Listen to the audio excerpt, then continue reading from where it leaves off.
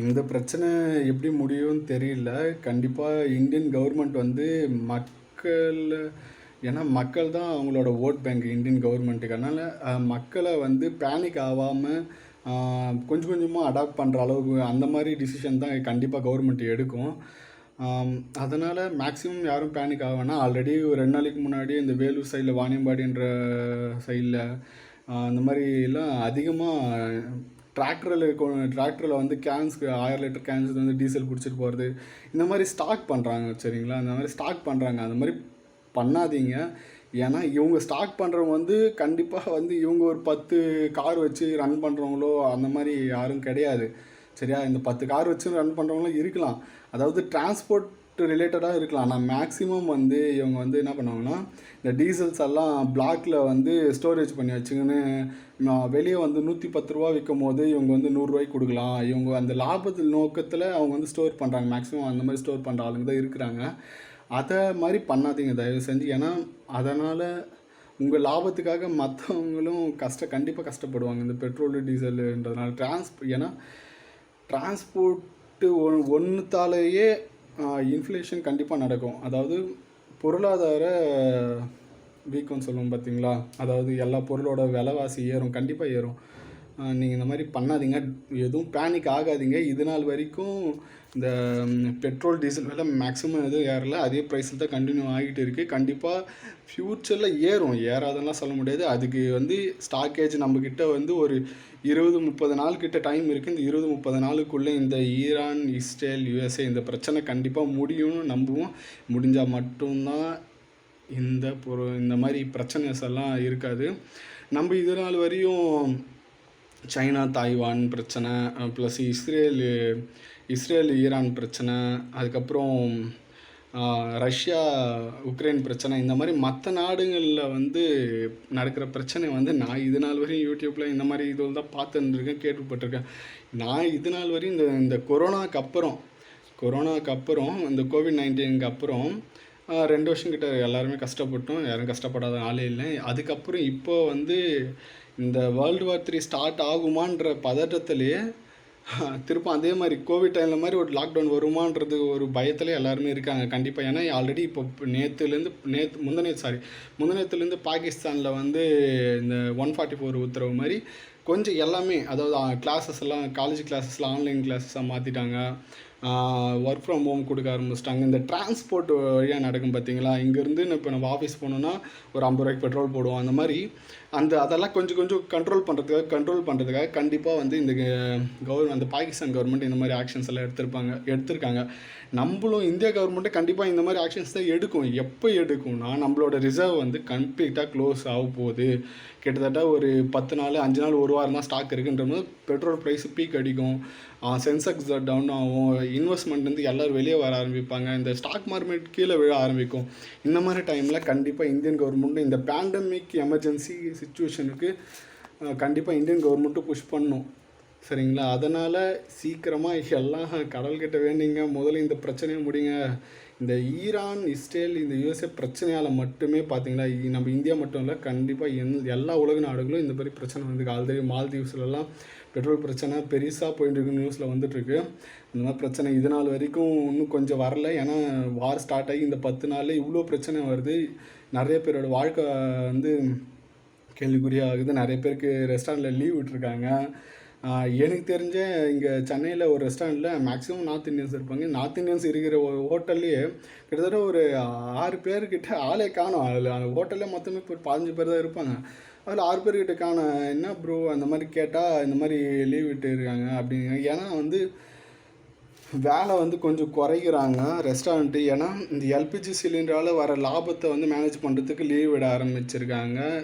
சரிங்களா, அதனால் ரொம்ப நான் சொல்கிறது பயந்து எல்லாமே பேனிக் ஆக வேணாம். கொஞ்சம் கொஞ்சமாக கண்டிப்பாக ரெக்கவர் ஆகும் நம்புவோம். இந்தியன் கவர்மெண்ட் ஒன்றும் லேசான இல்லை, கண்டிப்பாக கவர்மெண்ட்டு ஒரு நல்ல ஆக்ஷன்ஸ் தான் எடுக்கும். அதனால் யாரும் பேனிக் ஆக வேணாம்.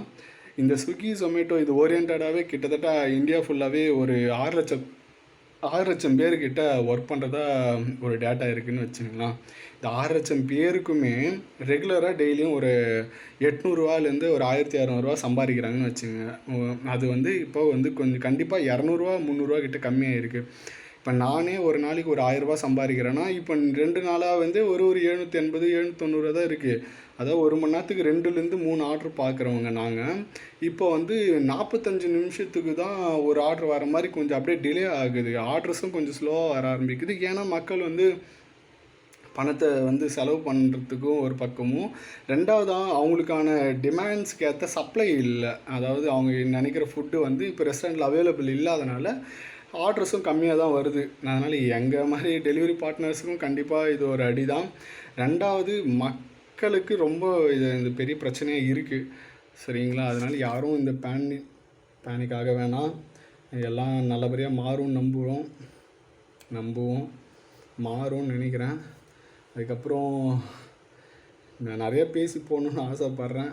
நானும் கிட்டத்தட்ட ஒரு கடைசியாக பாலஸ்தீன் இஸ்ரேல் பிரச்சனை வந்து ஒரு 4 வருஷத்துக்கு முன்னாடி வந்தது. அப்போவே நான் வந்து யூடியூப் சேனல் ஸ்டார்ட் பண்ணணும், இந்த மாதிரி வீடியோஸ் எல்லாம் போகணுன்னு ஆசைப்பட்றேன். எவ்வளோ பண்ணுறேன், ட்ரை பண்ணுறேன், 2 வீடியோ போடுறேன். அதுக்கப்புறம் எனக்கு வந்து இன்ஃபீரியாரிட்டி, இந்த சோஷியல் ஆன்சைட்டி இருக்கிற மாதிரி ஒரு 4 பேருக்கு முன்னாடி இருந்தால் பேச முடியல.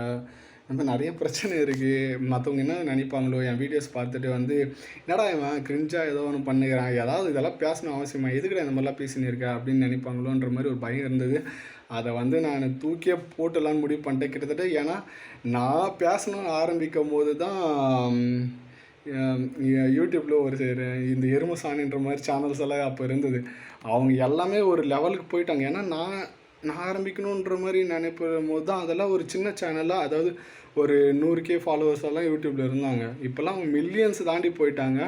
நான் என்னடானா இன்னும் அதே இடத்துல குப்பை கொட்டின்னு தான் இருக்கிறேன். அதனால் இதுக்கப்புறம் பயப்படுற மாதிரி இல்லை. யார் என்ன வேணால் நினச்சிக்கிட்டோம். நான் இனிமேல் மனசில் பட்டது பேச தான் போகிறேன். எனக்கு எடிட்டிங் வந்து சுமாராக தான் வரும். அதை வந்து ரொம்ப என்னடா இது, நம்ம பயங்கரமான தம்ப்நெயில் போடணும், பயங்கரமான கண்டென்ட் கொடுக்கணும். ஓகே, கண்டென்ட் கொடுக்குறது மக்கள் வந்து ஒன்று என்டர்டெயின்மெண்ட் பண்ணணும், இல்லை எஜுகேட் பண்ணணும். ஒன்று என்டர்டெயின் பண்ணுறதுக்கு கண்டிப்பாக எடிட்டிங் ஸ்கில்லு வேணும். நம்மக்கிட்ட எடிட்டிங் ஸ்கில்லாம் கொஞ்சம் கம்மி தான். ரொம்ப சொல்லிக்கிற அளவுக்கெல்லாம் எடிட்லாம் பண்ண மாட்டேன். என்டர்டெய்னிங் கம்மி, ஆனால் எஜுகேட் பண்ண முடியும்ல. நம்ம வந்து ஒரு இன்ஃபர்மேஷன், நம்மளுக்கு தெரிஞ்ச இன்ஃபர்மேஷன் ஒரு 2 பேருக்கு சொல்லலாம், இல்லை 4 பேருக்கு சொல்லலாம். இது ரீச் ஆகுதோ ஆகலையோ அது அப்பாற்பட்டது. நம்ம முதல்ல வந்து ஸ்டார்ட் பண்ணுவோம். ஸ்டார்ட் பண்ணதில் ஒன்றும் தப்பு இல்லையே, கண்டிப்பாக ஸ்டார்ட் பண்ணியே ஆகணும். இல்லைன்னா ஒன்றுமே பண்ண முடியாது. எனக்கு வந்து இந்த 2026 ரொம்ப முக்கியமான இயர். ஏன்னா எனக்கு இப்போ 27 வயசாகுது. ஃபேமிலி பக்கம் வந்து ஆல்ரெடி ப்ரெஷரு, ஆல்ரெடி நான் வாங்கின லோன்ஸ் எல்லாம் கொஞ்சம் கொஞ்சமாக க்ளோஸ் பண்ணிடுறேன். கிட்டத்தட்ட வீட்டுக்கே தெரியாது, மொத்தமாக என் கரியரில் ஒரு 16 லட்சம் கிட்ட லாஸ் ஆகிடுச்சு. லாஸ்னால் அது உங்களுக்கு அப்புறமாட்டுக்கு பின்னாடி வீடியோவில் சொல்கிறேன். இந்த 16 லட்சத்துலேருந்து இப்போ கிட்டத்தட்ட எவ்வளோமா இருக்குது, ஒரு 3.5 லட்சத்துக்கு கொண்டு வந்திருக்கேன். கண்டிப்பாக கஷ்டப்பட்டு தான் இது எல்லாத்தையுமே அடைச்சேன். இன்னும் இந்த 3.5 லட்சத்தை வந்து கிட்டத்தட்ட ஒரு 1.5 வருஷமாக போகிறான்னுக்கிறேன். என்னால் அடைக்கவே முடியல.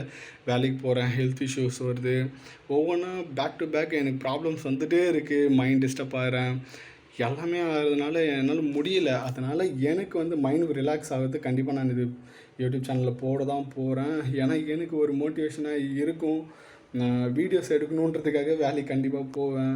அதனால் இதுக்கப்புறம் வீடியோஸ் எல்லாம் மிஸ் ஆகாமல் போடுறதுக்கு நான் ட்ரை பண்ணுறேன். எனக்கு தெரிஞ்ச நான் படிக்கிற ஒரு 4 நியூஸ் வந்து 4 பேர்கிட்ட போகணுன்னு ஆசைப்பட்றேன். எனக்கு தெரிஞ்ச ஒரு 4 விஷயம் 4 பேருக்கு தெரியணும்னு ஆசைப்பட்றேன். ஒரு வேவை நான் ஒரு மேட்ரை வந்து கன்வே பண்ணணுன்னு ஆசைப்பட்றேன். அதை வந்து கரெக்டாக பண்ணுறனோ இல்லையோ, முதல்ல ஸ்டெப்ஸ் எடுக்கிறது ரொம்ப முக்கியம். முதல்ல வீடியோஸ் எல்லாமே இந்த மாதிரி மொக்கையாக தான் வரும்.